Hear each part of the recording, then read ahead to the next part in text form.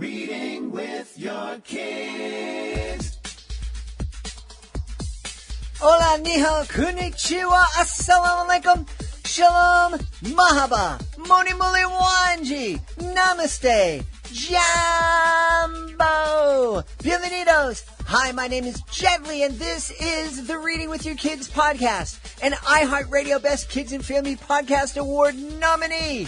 Thank you so much for joining us in our mission to help families grow closer through reading. Please be sure to subscribe to the show on the iHeartRadio app, on Stitcher Radio, Amazon Music, Spotify, Apple Podcasts, wherever you find your podcast. Our guest today is Laura Schaumer. She is here to celebrate Kita and the Magic Paint.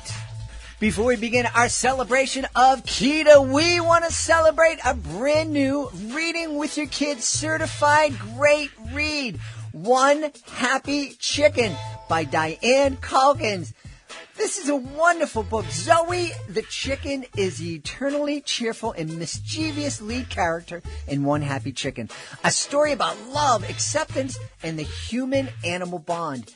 Young readers will adore this hilarious and heartwarming story written by Diane Culkins and illustrated by Sharon Davey. The funny shenanigans of Zoe will have your kids laughing, and you'll be smirking at what might be an all-too-familiar situation in your own household, for those of you who have pets at home. One Happy Chicken is sure to become a bedtime favorite for your little chicks. Zoe is a little chicken with a big attitude. Abandoned, isolated on a bustling highway, Zoe finds a new home with the help of a kind and loving lady. She gets a warm welcome from her new family members, including parents, 2 children, 3 dogs, 6 cats, 2 little parrots, and a bunny. Zoe explores her new surroundings, makes new friends, and cleverly becomes the top of the pack in no time at all. She is a fun, loving, and happy chicken with a newly kindled appetite for adventure. Sharon Davies' gorgeous illustrations are the cherry on the cake. This reassuring tale and its lively heroine invites discussions of exploration, friendship, acceptance, and human-animal connection. We just love this book and think it'll make a great addition to any family library. One Happy Chicken by Diane Culkins, our latest Reading with Your Kids certified great read. Joining us right now from Toronto in Ontario, Canada. I'm so excited. Our guest today is here to celebrate Keita in the Magic Paint. Please welcome to the show, Laura Schaumer. Laura, how are you? I'm great. How are you doing, Jed? I'm wonderful. Toronto is one of my favorite places in the world. Talk about a great city, and it's such a diverse city, too. Yeah, there's so much culture and diverse amount of people and food and just getting to know one another. It's really a beautiful place to live. Yeah. I absolutely love it. Yeah, it really is. And if anybody here in the States, Canada is such a wonderful neighbor. It's a beautiful country. We've had this beautiful relationship, and I think it's unique throughout the world, the relationship that we've had with Canada. And if you do live in the States and you've never gone to Canada and you're not in a place like Boston that has a lot of Canadians who live here, you're going to be amazed because Canadians are like the most polite people in the world. We really are. I remember last week I was getting my coffee at Tim Hortons and I bumped into somebody and they said sorry to me. And then I had to apologize for them saying, so. Yeah, it's exactly what you hear. And that's right. And down here we have a Dunkin' Donuts on every corner, and in Canada it's a Tim Hortons on every corner. Exactly right. This is great. Well, we've spent a little bit of time talking about how wonderful Toronto and Canada and Canadians are. Tell us how wonderful Keita in the Magic Paint is. I absolutely love Keita. It was a 7-month project, but it was a 15-year goal. And it was a dream. So I finally got to do my dream, which is amazing. I got to publish my very first children's book, which I've wanted to do for since I can write, I used to do journals, write poetry, anything I could. And I didn't know about self-publishing in the beginning. I thought I had to write the whole book, find an illustrator, write a query letter, send it into a publication house, get rejected 50,000 times, and then finally someone pick up my book. And then I heard about self-publishing, and I was so excited to learn about it, and I dove right in. I had amazing support from my family, my husband Daniel, my daughter Madison, who inspired the book from the beginning. She's 4 years old. She was 3 at the time. And yeah, so Keita is an amazing, wonderful raccoon. I don't know if you can see it here. I have it here with me. Yep. Absolutely. And I absolutely love her and all her little friends in the forest. It just brings me happiness. Well, that's wonderful. Before we talk more about your book, I just want to talk a little bit about your journey. I just finished an interview with a gentleman who wrote a wonderful book series, and he spent 8 years getting 42 different rejections. Now, he started in 1983. It was never published until 1992. And he told me he had 42 different rejections in that time. And every time it was rejected, it was, we really like this book, but it doesn't fit what we're... And I think a lot of people out there, they're here, self-published books. Well, that means it's not good enough to be published by a traditional publisher.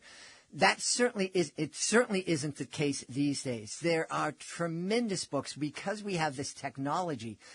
And there are a lot of authors out there who are saying, I don't need a traditional publisher to tell me that my book is worthy of being published. I know that this is a great book, and I can do it with the help of some great team members. So if you're one of those people who say, self-published book, not worth my time, think again.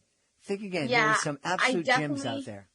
Yeah, I definitely have to agree. I've seen some amazing and now not world renowned, but it's getting there. People all over the world do know a lot of self-published authors because it does take a lot of time, a lot of dedication, and even though it's just a children's book, there's a lot of research that actually goes behind the book, especially when it comes to children milestones, your age group, what parents are looking for, what the children are interested in, and understanding your target audience. So there's a lot involved that people don't see. They think, I can easily write a children's book.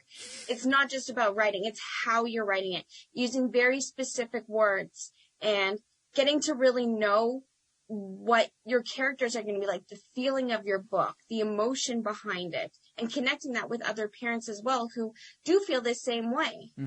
And we can't forget about the fact that you're telling a story, and just because sometimes it's easier to tell a story with 30,000 words as opposed to telling a story with only 600 words. Yes, because every word is so integral to the book. In a novel, for example, you can make such a detailed representation of your character without using any pictures. When it comes to children's books, the children rely on the illustrations to see the whole entire story. And when it comes down to the details, every little thing matters. Every single word matters. The placement of any creature you have, or say your book's about food, the type of food you have, and just making the picture emphasized through the illustration and not just the words. This is a delicious cake. Amazing. Show how it's delicious using drawings and pictures. So tell us what's so lovable about Keita. Keita is a sweet, fun, educational, and discoverable character who just wants to learn more. She wants to help her friends, and her friends want to help her going on different adventures and learning. She yearns to learn, which is something I really, really like. And the reason I actually picked Keita was because I didn't see a lot of raccoons on the front of children's picture books. And a lot of people have that stereotype that raccoons, they're night creatures, they may be a little standoffish, but I wanted to present a raccoon in a positive way. I wanted to show the lovable side. So how the name came, Keita, a baby raccoon's actually called a kit. Ah. Yes. So from Kit, I went to Keita, and that's how her name was formed.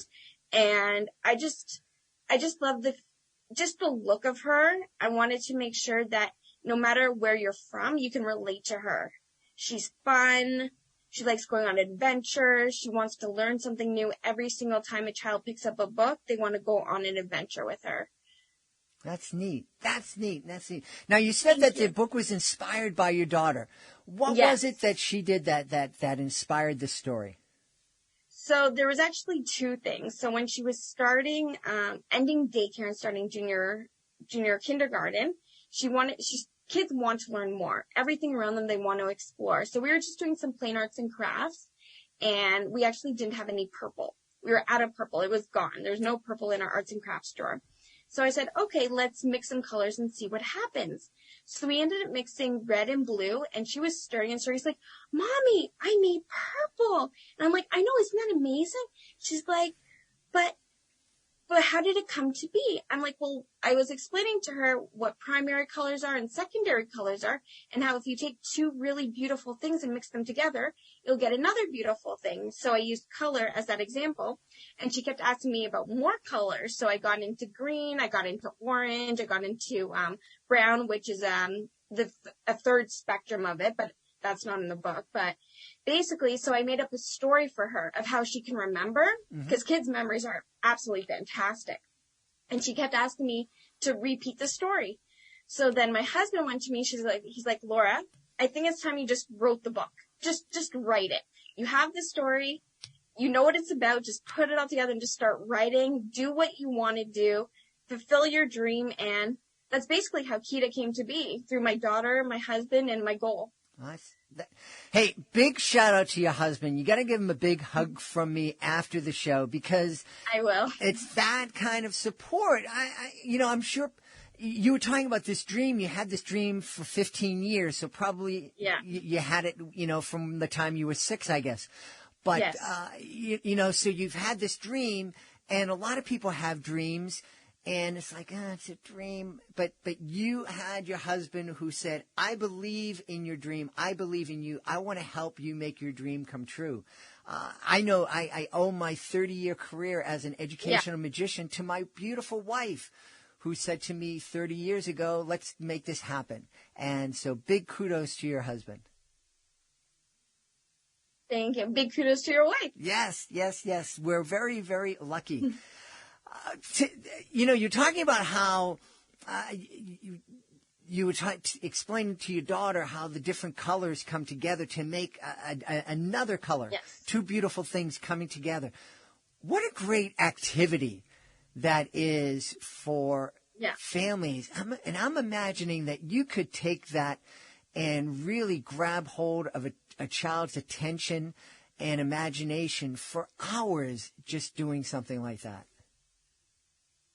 Yeah, just exploring and discovering the magic of paint is something that definitely invokes a beautiful thing within any child and parent working together. When a child isn't sure of something, and instead of telling a child what to do and showing them and teaching them and working as a family unit or just working together, and they see something appear out of their eyes, like, how did that happen? Is that even possible? And it is possible because they can see it and their eyes light up and they're so excited and proud of themselves. They're like, I did that. I made that color appear. That was my magic. Mm-hmm. So that's definitely something I wanted to create for children, that they can have their own magic by just reading a book and being creative and having fun and just getting messy, because I think that's really important. It wasn't something that was planned. My daughter was literally having paint, getting messy, and wanted purple, so we used our hands, jumbled it about, and she ended up having purple hands. Yeah. Hey, I am a big advocate for messy learning. One of the things I always tell my wife is, she comes, I do the cooking here in the house, and she'll come home and the kitchen is a mess. The dinner tasted delicious, but the kitchen was a mess. And I tell her, I can't get that deliciousness unless I make a mess. That's where the beauty comes from. I agree, 100%. So I'm really glad. You should see how I cook. It's a mess everywhere. Yeah. Well, and it sounds like, when you're spending time with your daughter, that's a mess too. And I think that's beautiful. It's a pain in the neck because you have to clean it up and it's a lot of work. But boy, there's just something about that, getting messy with your kids, allowing your kids to get messy. Now it's been 25 years since my kids were young enough to get messy and get away with it. Can you talk a little bit about the benefits? We talk about the benefits of reading. Talk about the benefits of getting messy with your kids. Getting messy is probably one of the most important things that children should be doing, but not a lot of parents, I find, do. You'll see a kid just walking and parents like, oh, get away from the mud. Get away from the mud. And it's interesting because a couple days ago, me and my daughter were at the park, and there was this big mud puddle right underneath the soccer net. And she was looking at it, exploring on it. And I was like, go ahead, see what happens. So she ended up jumping in this mud puddle. Her boots ended up getting stuck. I had to literally pull her out of there. She ended up tumbling in the mud. And she was so happy. I think it provokes a natural happiness in people when they do get messy, especially in kids. It's something that is not scheduled. It's something that's out of the blue. It's exciting. It's so much fun. And I think more adults should actually get more messy. I think it'll make them a lot happier. I think just go jump in a muddy puddle. Just do something random, blow bubbles inside of the house. I mean, why not? It's not going to hurt anyone. It's going to make you happier. And I think that's also something with what's happening right now, a lot of people do need to be doing. Mm-hmm. Just make a mess. It'll make everyone happy. Well, you bring up a good point where, hopefully at getting towards the end of the pandemic and the lockdown, and there's a lot of pent-up feelings and there's a lot of fear that people have been kind of holding back. And now that they're getting their vaccines and that people are being able to get out, I think a lot of that anxiety is coming out. We're seeing it in places like Florida where like adults are going crazy during the breaks and they're not able to behave themselves. Boy, it would be a lot healthier for them to just go out and jump in a puddle and get muddy instead of going down and wreaking havoc in Miami. Yeah, I actually ordered 2 weeks ago. I ordered I think it was a set of 100, just the easy blow up balloons. Uh-huh. And I literally blew up I think about 40 to 50 balloons. And before I left for work, because I'm still an essential worker, I left them everywhere in the house. And I put little notes on them. I said, be happy. I put stars on them, hearts, just little messages for my husband and my daughter, just to have fun and read. And they ended up popping it by the time I got home. But they saved me one special one I made. It was just a heart that's saying, I love you. And my daughter tried to sign it as well as she could. Mm-hmm. But it's just something fun. It's out of the ordinary. And I think it was a beautiful thing, not only for me to do, but for them to have done for them. Yep. Yeah. So just anything that you can do. But yeah, once again, get messy. Just get messy. Put some flour on your face. Make some donuts. Make some muffins. And get chocolate chips everywhere. Yeah. And it again, I just as you were speaking about that flour, we host international kids here in our home, and one of my daughters from China, Sophia, taught me how to make dumplings from scratch. Amazing. We made the dough, and the house was covered with flour because I didn't know how to roll them out, and she had a special Chinese roller, and but oh man, we got messy. It took forever, but those dumplings were amazing. Fantastic. They were so good, weren't they? The best. And we had such a great time doing it. And now every time we're able to speak with each other, we remind each other of that day, and it's a memory. And I get to make them here. I don't make them from scratch. I cheat and I get the wrappers. But I know how to make the inside and the fillings. There you go. Yeah. That's all that matters. But that memory, you're going to hold it forever. Absolutely. And that's beautiful. That's beautiful to hear. Yeah. And my wife reminds me, do you remember how messy the kitchen was at the end of the day? But do you remember how fun it was and how delicious they were? And they were extra delicious because of how much fun you had. Absolutely. Tell me, what is you talked about getting messy with paint and getting messy with flour. What's the medium that you enjoy? What's your favorite messy medium? Honestly, I think I would have to say mud. Mud. I love going in the mud with my daughter. It's true. Or what we also like to do is we have a pool, like a kiddie pool, and we'll put watercolors in there. And I'll just let her play in the water, mix it up, and then we'll blow bubbles. And sometimes the bubbles, the color will stick. So you can see the different colors of bubbles floating in the air during the summertime. It's really cool, actually. That is cool. That is cool. You know, before we started recording, Laura told me that she has a great love for Prince Edward Island, and it is a beautiful place in the world. And I'm just thinking how much fun it would be to go and play in the mud of that red clay that you can find only in Prince Edward Island and just kind of jump around in that red mud. Oh, it would be fantastic. It would be absolutely mesmerizing. Yeah. Tell Definitely. me, we want to give a shout out to your illustrator. You're talking about how integral the illustrations are to your book. And I have to say your book really is vibrant. The illustrations are beautiful. We need to give your illustrator a shout out. Yes, definitely. So a huge thank you goes to Pardeep Merha. He is the owner of Pencil Master. He lives in India, and he is beyond fantastic. He is patient. He is so kind. We work together because of the time difference. Sometimes I'll stay up really late. Sometimes he'll stay up really late. He's just an amazing, amazing man, and his team is just so talented. They brought my vision to life. Every little thing I needed, he was able to put in. So big shout out to you, Pardeep. Thank you so much to you and your family and your team. And what a beautiful time that we're living in, Laura, where, I mean, I'm much older than you. I'm getting close to 100. And you're not. The idea that I would call from Boston to Toronto, which isn't all that far from each other, but that would be like a week's pay. You would have, my dad, the idea that you'd make a phone call that far was unheard of. Yeah. The idea that we are living in a time right now where you and I are actually looking at each other. I'm sorry you have to look at me, but we're actually looking at each other, and we're talking about the fact that you created this book with somebody living in India, a talented artist living in India. You came together, and again, through the magic of technology, people all over the world are going to be able to order your book. Yeah. Just the way we've progressed with technology and the connections that we can make with everybody just around the world is absolutely mind-boggling to a point.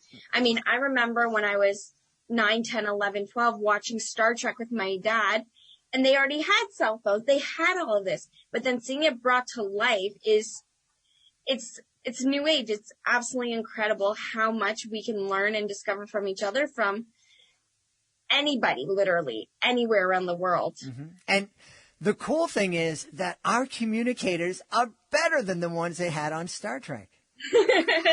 That's true. But we have the button. We don't have the button. That's right. Yes, right. That's right. Hey, I'm guessing you have so much passion for Keita in the Magic Paint.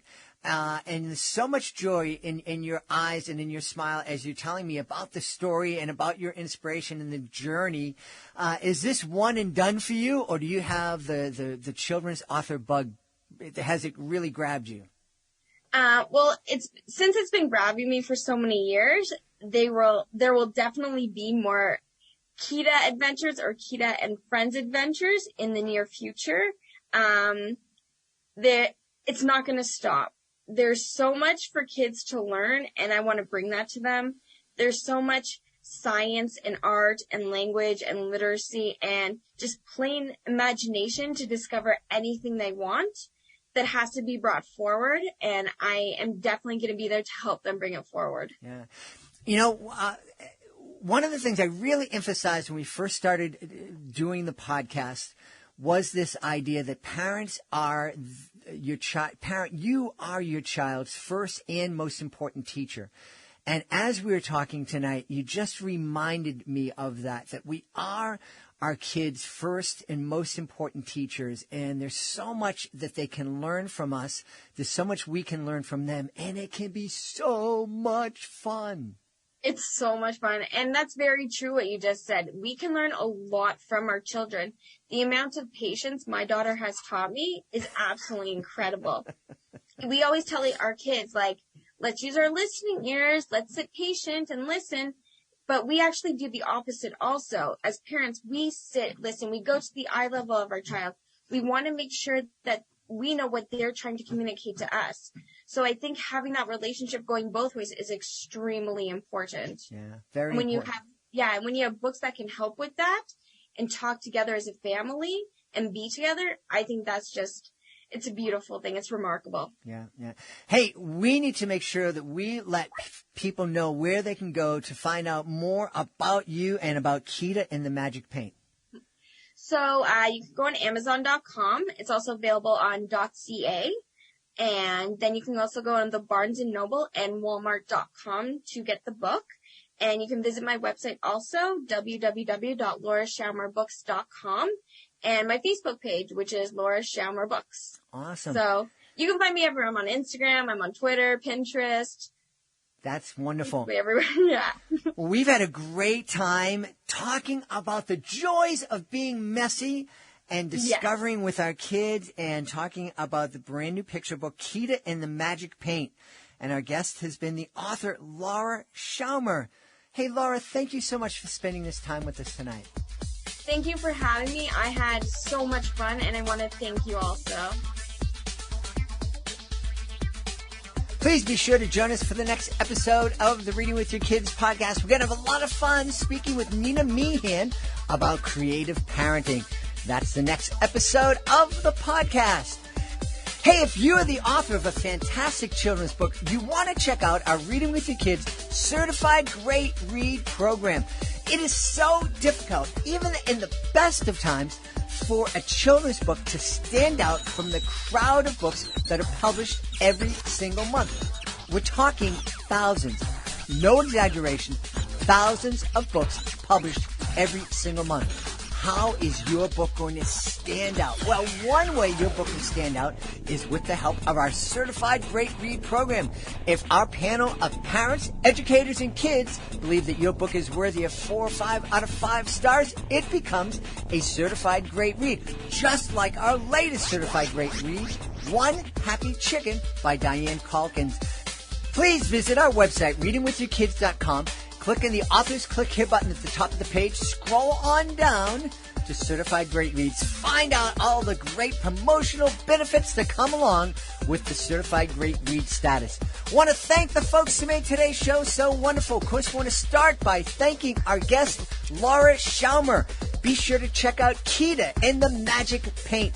Also want to thank my team, Alejandro Doherty, Fatima Khan, Helen Fraser, Justina Thompson. I want to thank my beautiful wife for all the support she gives me. Most of all, I want to thank you. Thank you so much for taking the time to join us today. And as always, thank you so very much for taking the time to make the world a better place by reading with your kids. I'll be looking through the next edition of the Reading with Your Kids podcast.